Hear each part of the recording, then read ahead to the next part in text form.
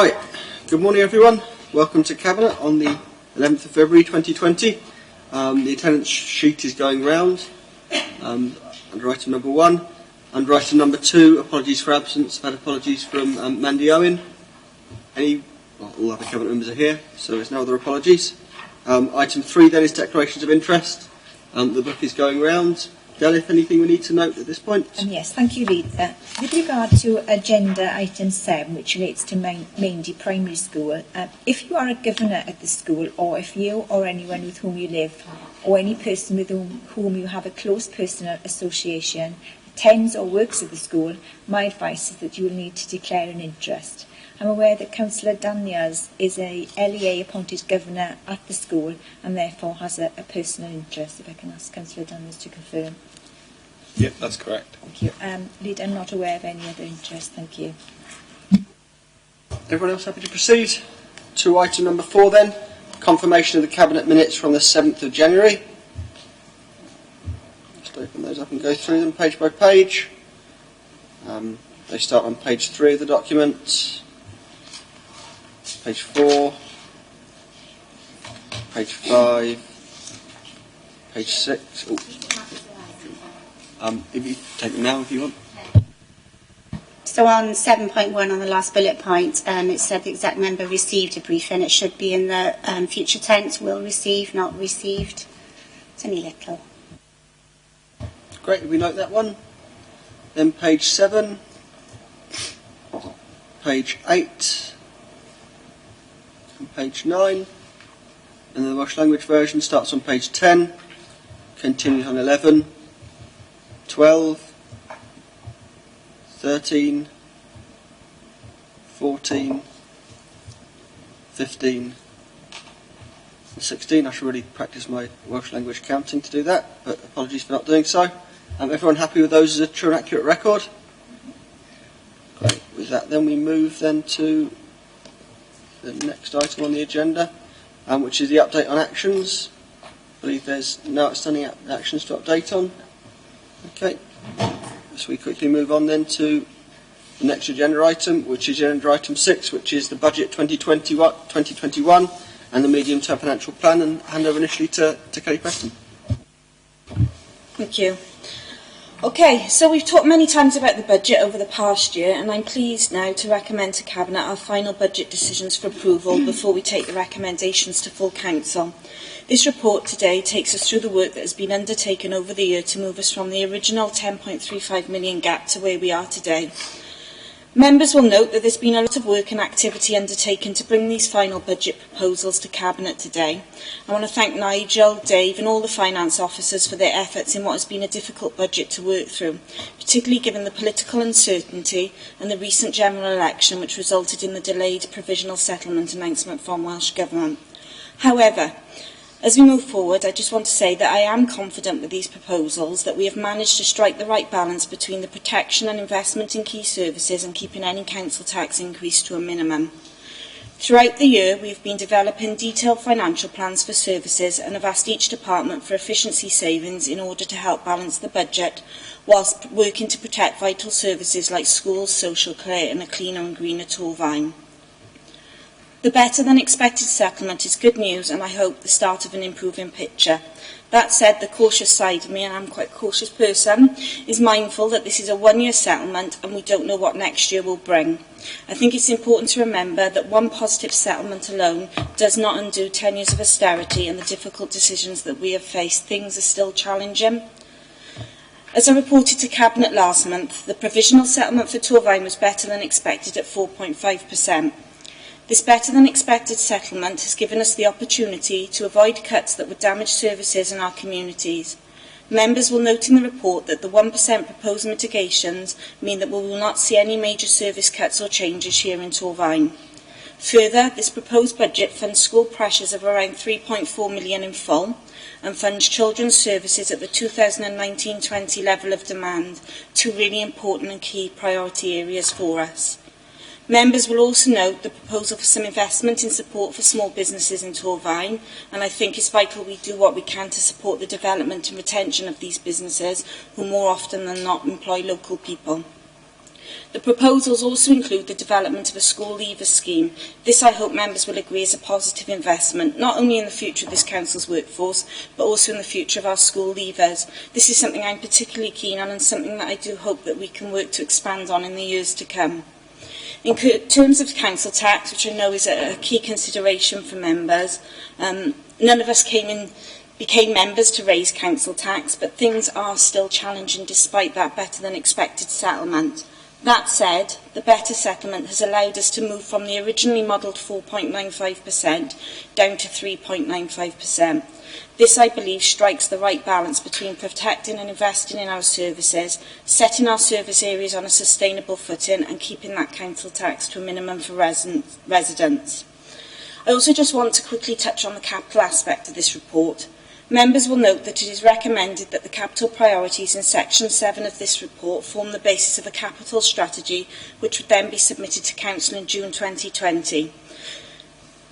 Doing this will allow us the time to make sure that any proposals are developed, well informed and appropriately consulted upon.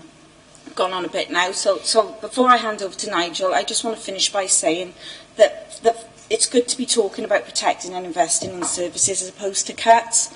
And whilst I've erred on the side of caution in saying that this is a one-year settlement and does not on its own undo the damage and difficult decisions of the past 10 years, I do hope this settlement is the start of an improving picture for local government and the delivery of public services. Thank you.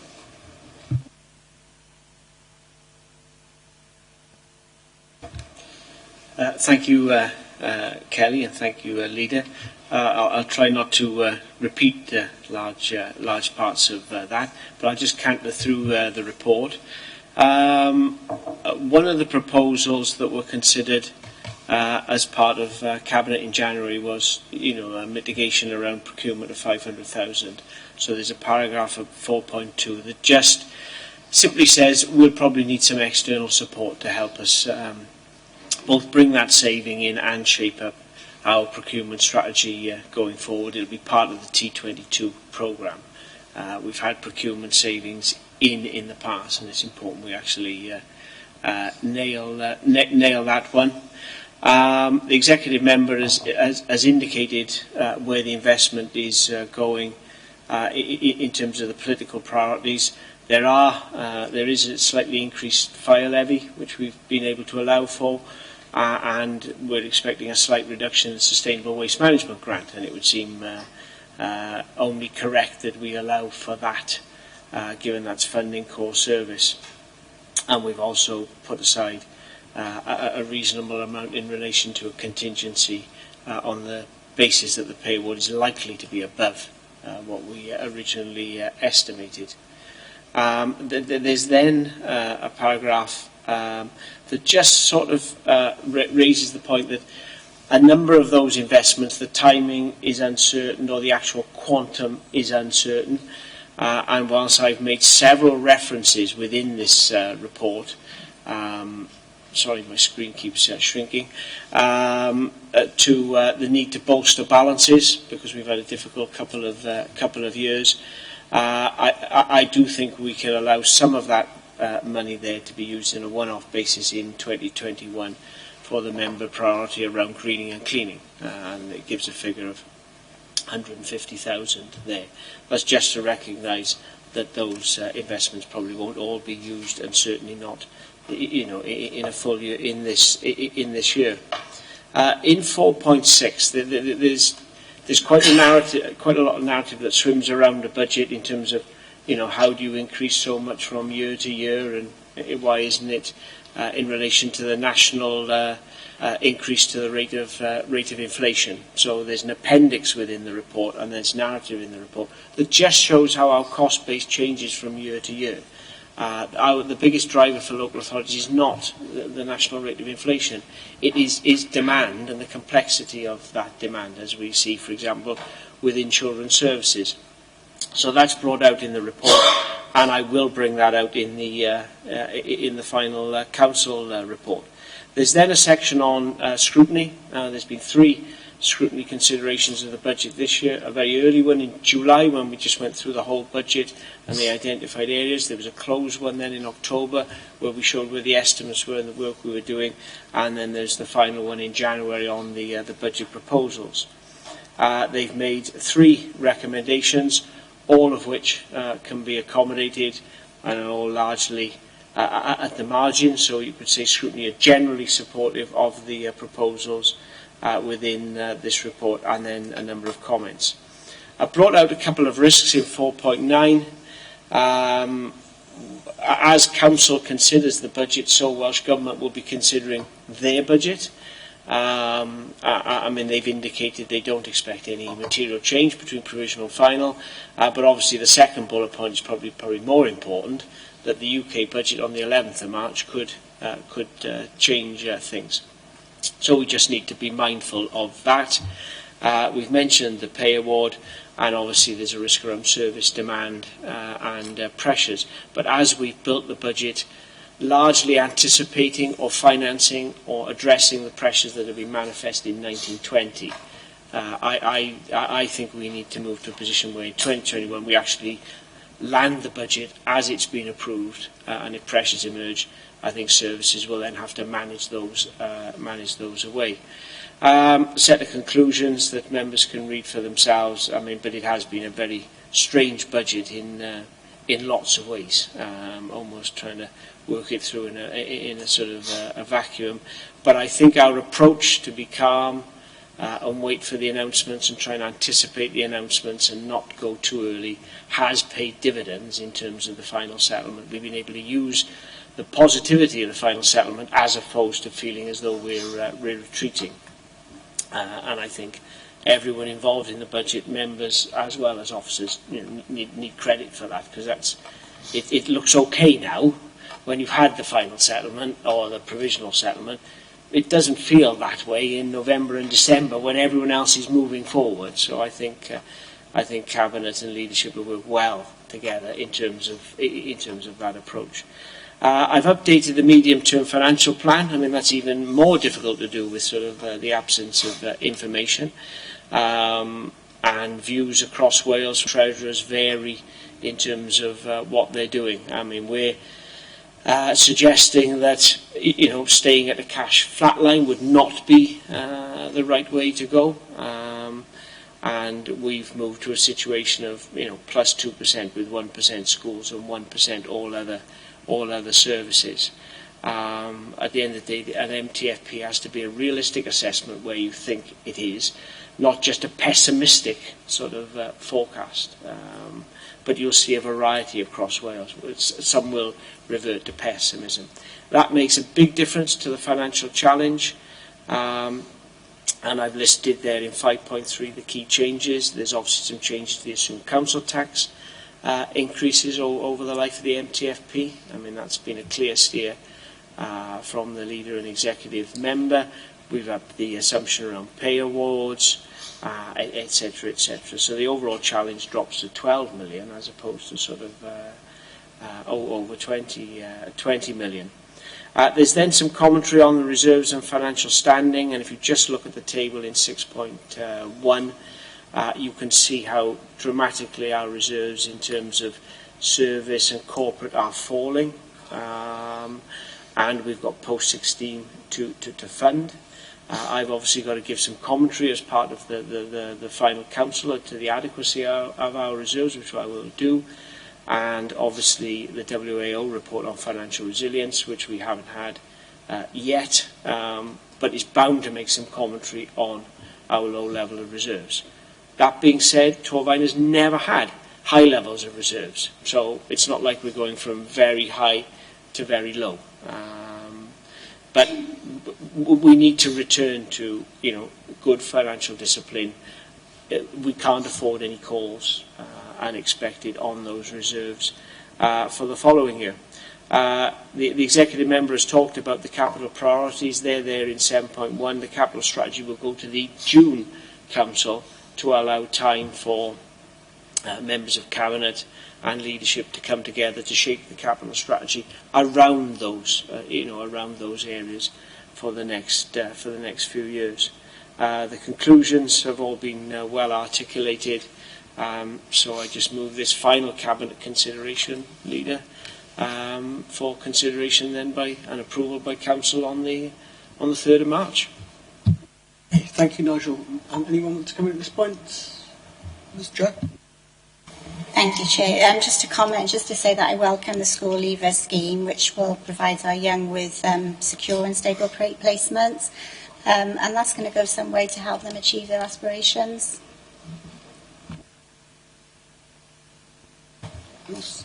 I just wanted to thank Kelly, especially because she can't thank herself.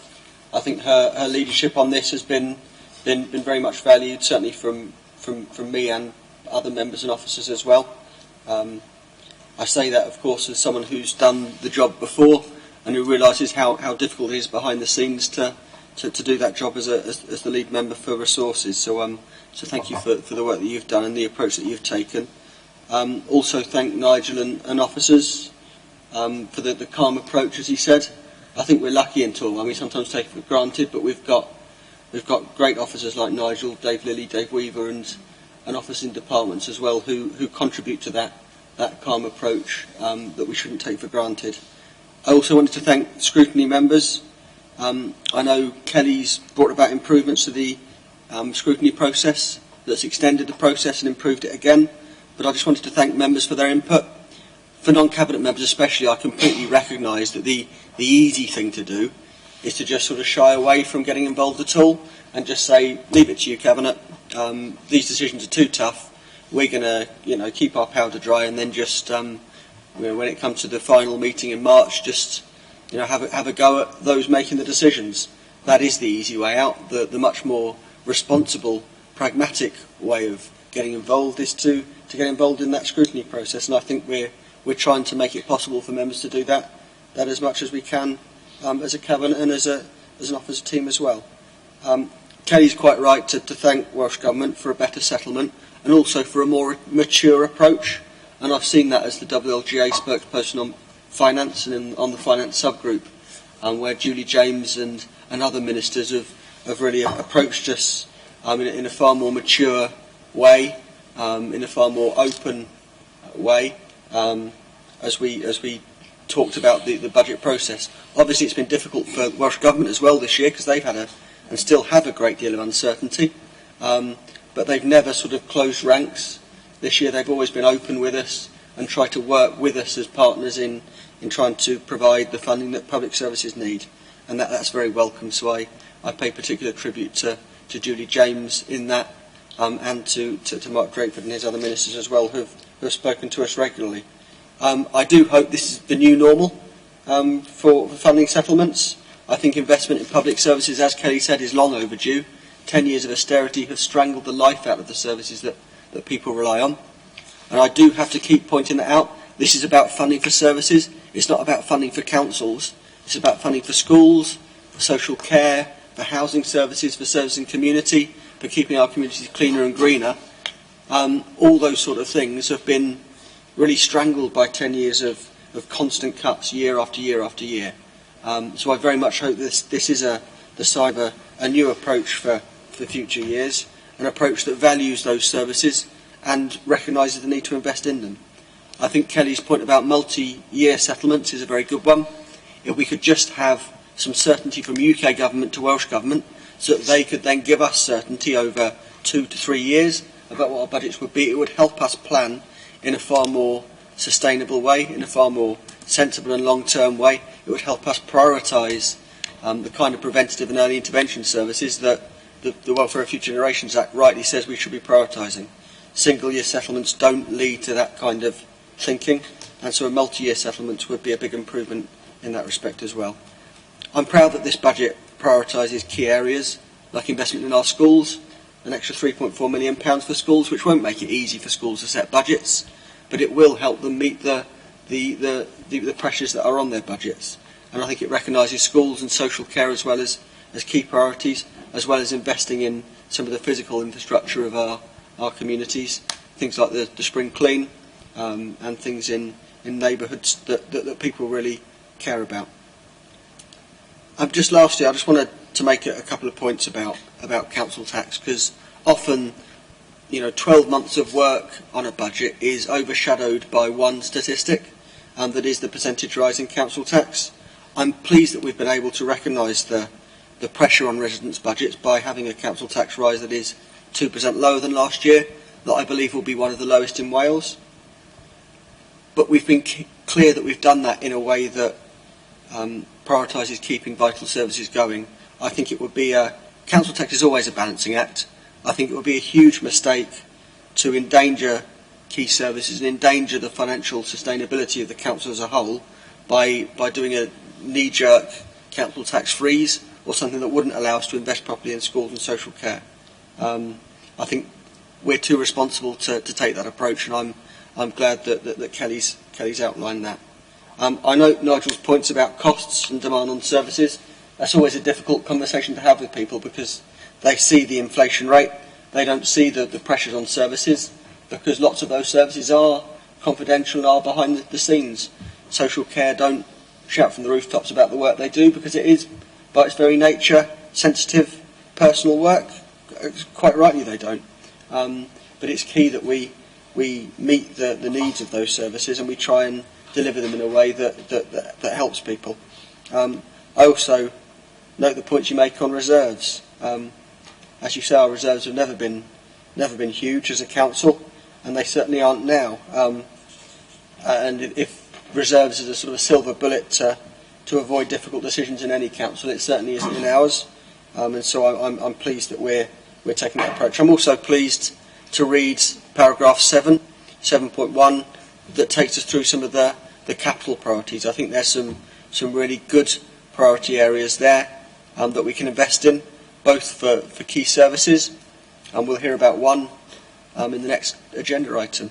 But in things like Crown Bridge, in things like social care and out-of-county placements, things like the community farm, where we can use capital to help with the revenue budget going forwards and help really valued services.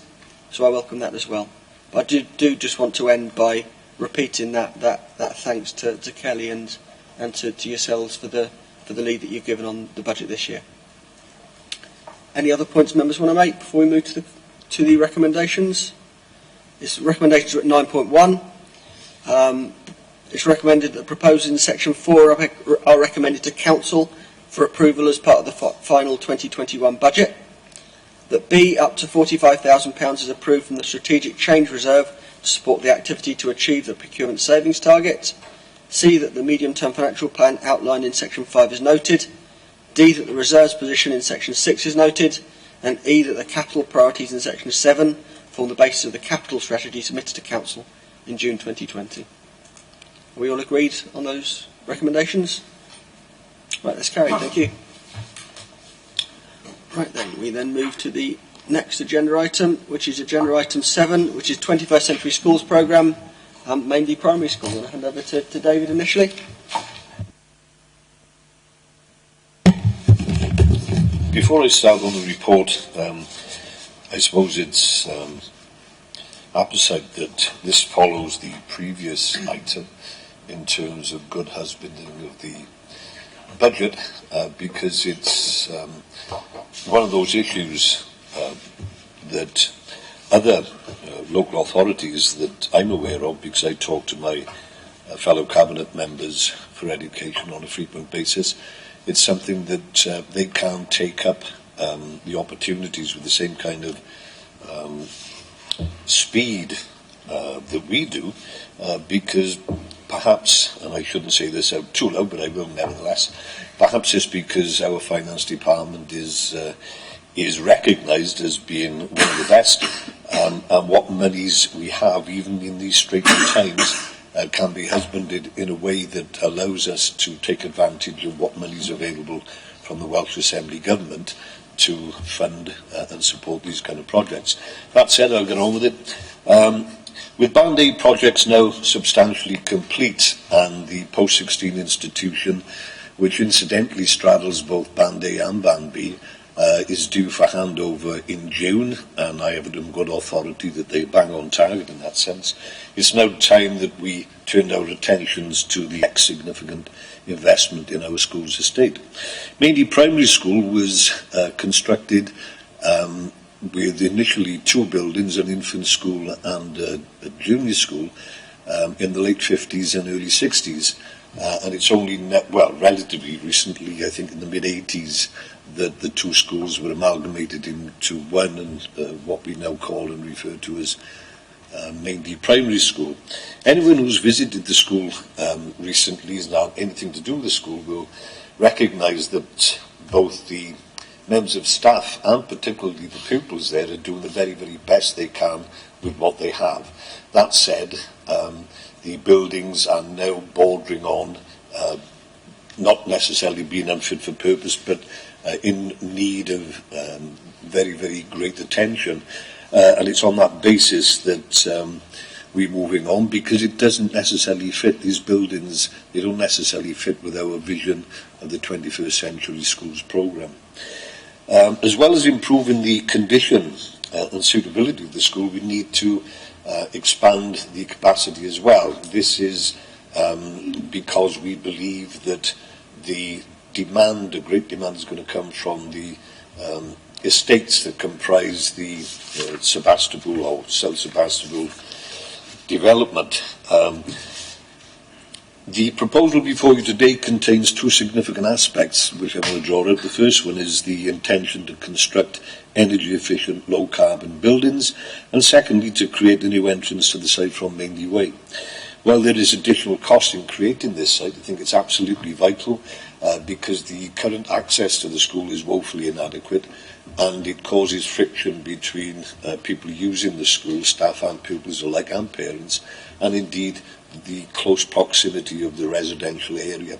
In fact, the school occupies space cheek by jowl with the residential area as well, and it's long overdue that we need to do something about that. We have the opportunity to do something about that, and we've taken that opportunity.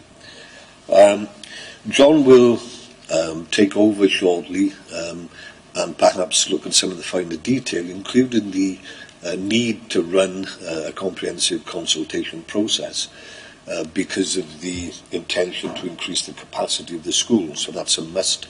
Once he's done that and has answered any questions that you want to throw at him, I hope you'll join me in supporting this motion, because it is a very significant and very exciting project. Thank you, Councillor. Thank you, Leader. The team do get excited about these projects. It's a lot of money, a big investment, but we're particularly excited by this one because we've got the 2 dimensions that Councillor Yoles referred to.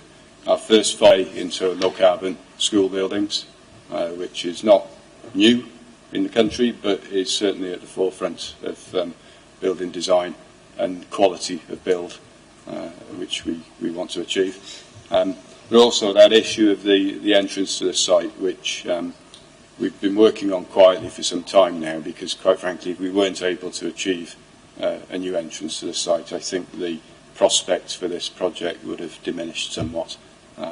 We've got an opportunity to tackle a long-standing issue of access, and it's right that we seize it. Councillor Yoles has covered most of the salient points. But I think it would be useful if I just draw your attention to the timetable. It's actually at the back of the business case in the paperwork that you've got, so page 38. We have been working on this quietly. We have been testing the waters with Welsh Government. Welsh Government uses a standardised formula to work out what a school should cost. If there's anything different in the costs, then it's considered on a case-by-case basis. We needed to check with them that they were happy for us to talk and plan for a new entrance to the site, because that is an additional cost, and they are. We needed to check that they were happy that we looked at a low carbon design, and although it's not a lot more money to take a low carbon approach, it is a little bit more money. It's about 4-5% of the traditional build costs, and it matches well with their agenda. on carbon emissions. So unsurprisingly, really, they were keen on that too. They haven't signed on the dotted line yet, but we needed to test those principles. I didn't want the council to be going out to consult with people about something that we potentially had no prospects of delivering. We have got a good prospect of delivering this, but part of that is about public consultation.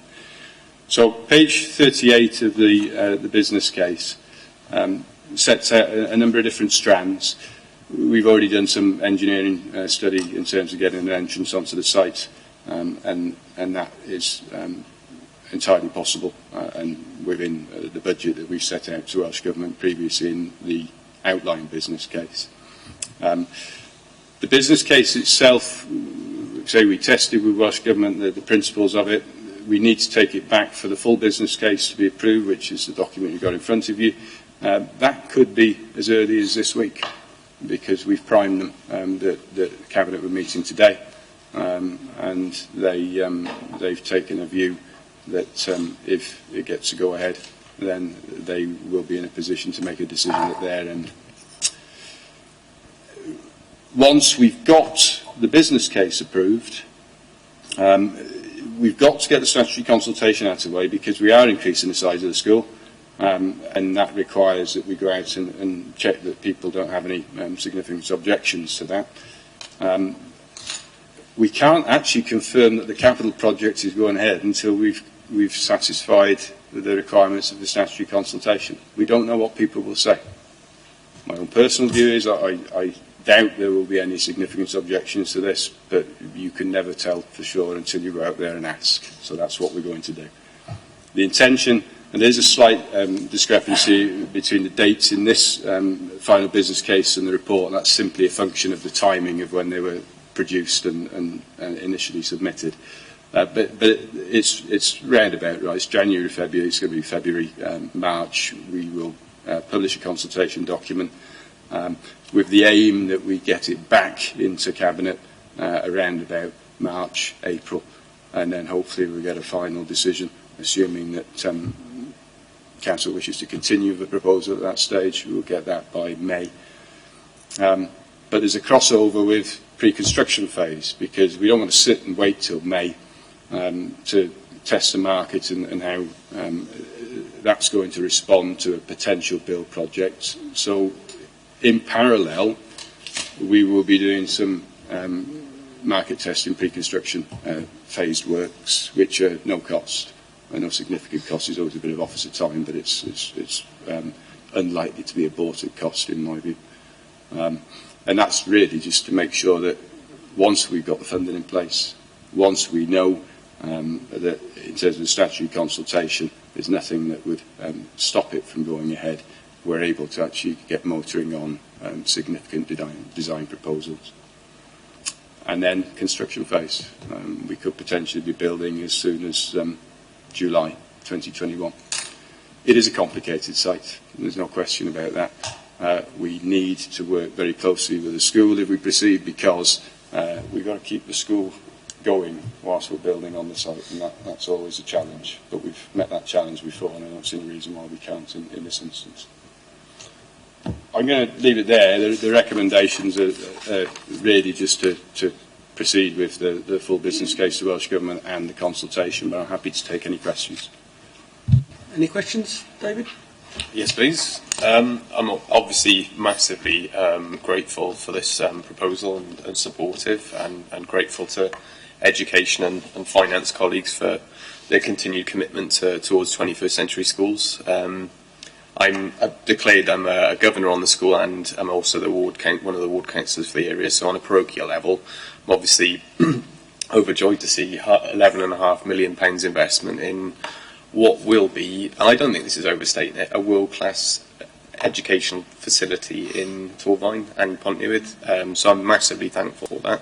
The passive house design inclusion is particularly welcomed, especially with the climate crisis declaration by the council. But these are schools for the future. These are sustainable schools that we should be doing throughout Wales, really. The only question I've got is around community involvement, because I've had a considerable number of approaches from members of the community, mostly, actually universally positive, but there's sort of smaller issues that they wanted to be included in the development process. So it's just involvement of the community, and I note that there's a consultation process, and I'll, of course, be with my colleagues, be fully supportive in helping people to attend those consultation exercises, but I think involvement of community groups would be very much welcome, because this is the feel of this school is very much a community school. It's smack bang in the middle of Northville, which has a really strong community spirit, and that is very much part of the heart of the school. So I think to maintain that would be a welcome thing. So I'm overwhelmingly thankful for this, but it's just community involvement's the only thing that I want to add, really. Necessarily, we've had some preliminary conversations with the school to get to this point, and part of that conversation has been about community use of the facilities already, community use of facilities going forward. They do a lot, but do they want to do more? Do they want to do different? And you're right, there are various stages in the process where people can easily make comments of all of the consultations, the statutory consultation, which isn't just for parents, it's for anybody who's got an interest in the area, in the site. We've got pre-application processes in terms of planning, but what we can work with the school on is to engage with the groups who they currently have a conversation with. What would be particularly useful, and through the governing body, is if we can engage with the groups who may not have a current conversation with the school but would like one. Now, where those conversations take us, who knows at the moment, but it's important that people do make their views known, and then we can do our best to work that into any design considerations going forward. Yeah, that's really welcome, actually. I've just forgotten, in amongst the praising and everything that I did, I've forgotten another thing that is particularly good, again on a parochial level, is the relocation of the entrance. I think that can't be understated. On a local level, that has given me an awful lot of grief, and my predecessors as well, because the current entrance is problematic to quite a big degree, and obviously the doubling or the increase in their capacity will obviously exacerbate that. So I massively welcome the change in entrance location. So I just wanted to make sure that's on record, really, because I know there's been a lot of work involved with achieving that to make the project go forward. So thank you again. Yeah, follow that. Two points. First of all, on the entrance, or the new entrance potential, and reflecting on the comparison between that and the current setup. I've visited the school on a frequent basis over the last 4 or 5 years or so, and right over the piece I've met with parents at the school gates and residents, some in cars, some on foot. And one of the constant themes is that something needed to be done with the entrance. It's not only causing congestion, but it is potentially a dangerous spot as well at certain times during the day. So the notion of creating a new access or entrance to the school, there will be some disruption while that access is being prepared, because you can't have a big project like that without some disruption to the flow of traffic on Lindy Way. But I think it's a small price to pay for what we will get out of it in the long run. The second point is this, and I mentioned in my piece that anybody that's been to the school over the last few years can easily see the way in which staff and pupils are working and doing their very, very best to accommodate and cope with the conditions that they have. And I think it's worth mentioning that Maindy School is a green school, and it's performing very, very well in spite of the infrastructure difficulties. And it flows into this notion that I've long held since I've been in this job, and that is, if you have the right kind of leadership and governance, the right kind of teaching and learning ethos, then kids can flourish irrespective of their physical surroundings. But so much better than that is, because all of that should be a given. And if we can wrap around that given a new state-of-the-art school, which this will be, then so much the better for the teaching and learning process, and so much the better for the continued progress that is being made at the school. So I'm pleased as punch that we are going ahead with this, and it's very gratifying that other members of the Cabinet feel pretty much the same, and I'm sure that people in the wider context of the Council and beyond will perhaps see the usefulness of this and applaud us for doing it. Great. Can I just say thank you to John and also to David, and just pay tribute to him as a passionate advocate for spending on our schools and on facilities for our young people over the last few years. Certainly that's something he's led on and very passionately made the case that both in capital and revenue terms about the need to prioritise our schools and our young people, and that's something that shouldn't be left unsaid. I also welcome the low carbon approach. I think it shows that we're taking our climate emergency declaration seriously, and I think it's right that we do that when we're building new premises like this.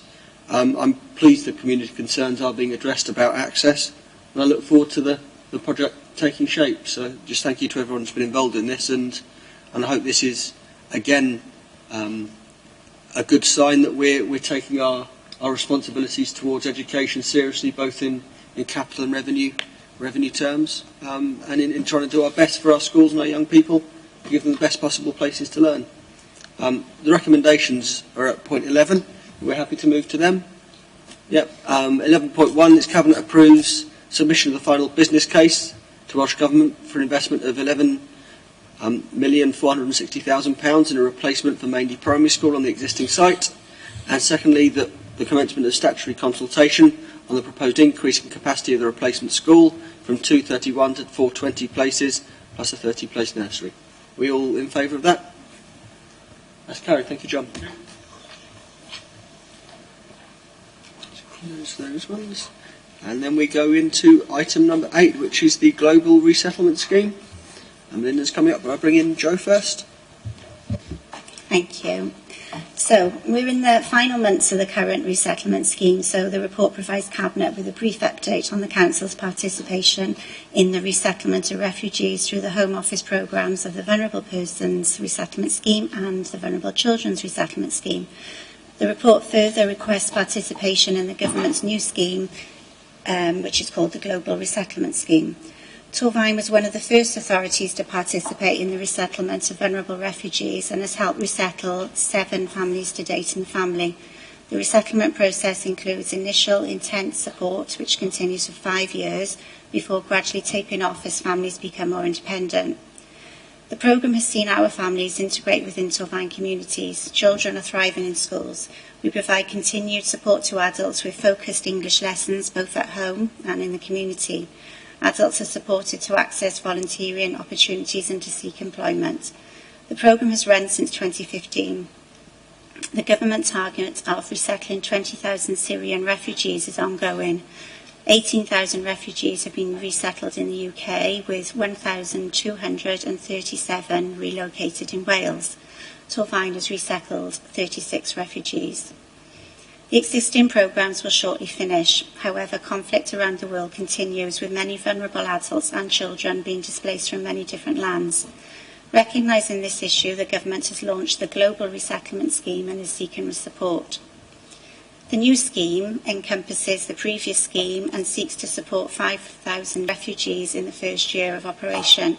The scheme is fully funded. It mirrors the previous schemes, meaning there is no financial impact on the Council.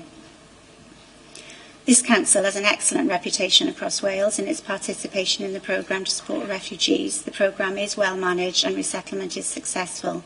This report sets out a recommendation that we formally support this programme and resettle up to 2 families per year for the next 5 years. If supported, I will ask the head of PSSU to undertake the necessary administration. Thank you, Jo. Lyndon? I think Councillor Gordon has summed it up very well, Leader. I've got nothing to add to that.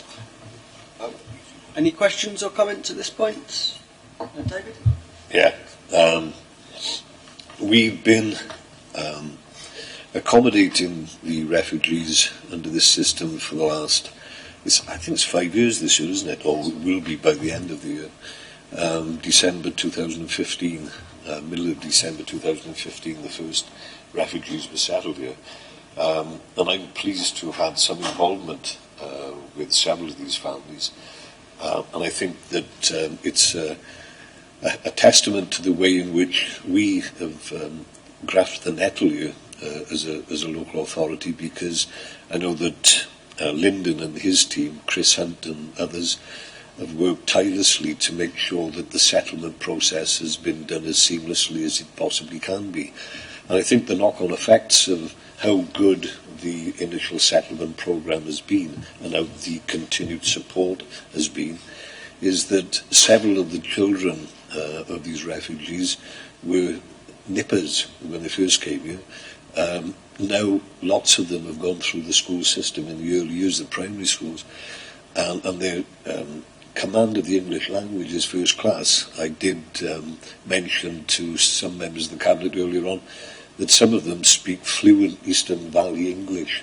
And it shows, because it's having a knock-on effect as well of them priming their parents and helping their parents become better at speaking in the English language.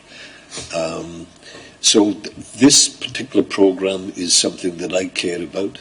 It's something that I've had some involvement in on a practical basis. Long may it continue, because I think it's very, very well worthwhile.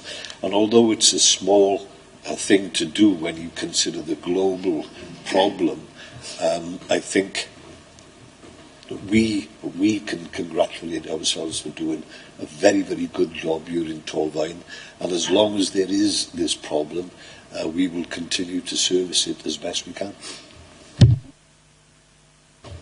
Thank you. Actually, Dave's answered the question that I proposed to ask. So I think I'd just like to say that I welcome continued participation in this scheme. I think, you know, with all the detail, sometimes things are just the right thing to do, and this is just one of those. It's the right thing to do. So I just want to thank everybody for their work. Thank you. I can't believe it's been 5 years, to be honest. I mean, I was proud to be part of the initial resettlement programme in 2015, and I can't believe it was 2015. And I'm proud to support that again today, because over the 5 years I've seen, like Dave, on a personal level, the benefit that's had for the families, and particularly the children. The children Dave's mentioned have flourished at schools, and as well as picking up an Eastern Valley accent, many speak Welsh now. So I think there's no greater testament to that programme than that, really. 5 years ago we had our first Christmas dinner where all the families were invited to up Track 2, and they attended, and I think it was quite an experience for them, given Sue Malson, but it's been a fantastic programme, and I think it's a testament for Torvine that the programme has succeeded so well over the 5 years, and it shows that we're an open and caring constituency, open and caring borough, and I think people out there will be proud of the difference it's made for these families and these children's lives, and would want to see this for more families and more children. So wholeheartedly supportive of this, and I'm just very proud of our council and proud of our staff that have delivered such a successful programme and have been leading on this for Wales, not just Torvine, not just our area, but Wales. So thank you for your ongoing work, and thank you. Well done. And just to echo that and say thank you to Lyndon, to Chris. I've started a list now, so I'll miss someone out, I bet. But and just all the members that have played a part in this, both current members of the Cabinet and previous. I know Veronica's played a part in this, Alan Jones, and also current members of the Cabinet. So welcome that. The recommendations then are on page 89. 11.1 is that Cabinet notes the content of the report, and if minded, approve the participation in the Global Resettlement Scheme, with the Council resettling up to 2 families per year. All in favour? Thank you. That's carried. Thanks, Lyndon. If we move then to item 9, which is information governance, and hand you over to Jo. Thank you. So this report requests Cabinet's approval for the request for information policy. This policy supports the suite of previously approved policies in support of information governance and management. The scope covers in 4.2 how we will manage requests through a variety of avenues laid out in data protection legislation. The procedures to support our staff in understanding our legal requirements and process are included in the policy. Should the policy be approved, the head of PSSU will include the policy in the information governance framework and issue policy and procedures on sweep and wider publication. Thank you, Chair. In terms of this policy, this was the policy that was included in the previous Cabinet that was missing 2 appendices, so again, apologies for that. This just does add to our information governance. It makes us stronger in the way that we work through the legislation, in the work that our teams worked quite hard on in getting us to a position of having good information governance policy. So it's just to add to that, Leader, really. It just adds to the suite. Okay, this is behind the scenes work that deserves thanks, because otherwise things go wrong and then it's not behind the scenes. So thank you to everyone who's played a part in that. Can we move to the recommendation then that Cabinet approve 11.1, the request for information policy IGO 21 and procedures IGO 21A and IGO 21B. Everyone in favour? That's carried. Thank you, Lyndon. Right, at that point, I need to close the meeting to members of press and the public, and to agree the exclusion of the press and public from the meeting as the report is not for publication, because in accordance with paragraph 14 of Schedule 12A of the Local Government Act 1972, it contains information related to the financial or business affairs of any particular person, and the public interest in maintaining the exemptions outweighs the public interest in disclosing the information. Everyone agreed? Okay. If we just pause a second for the webcast to be shut off, I won't attempt reading that exclusion in Welsh.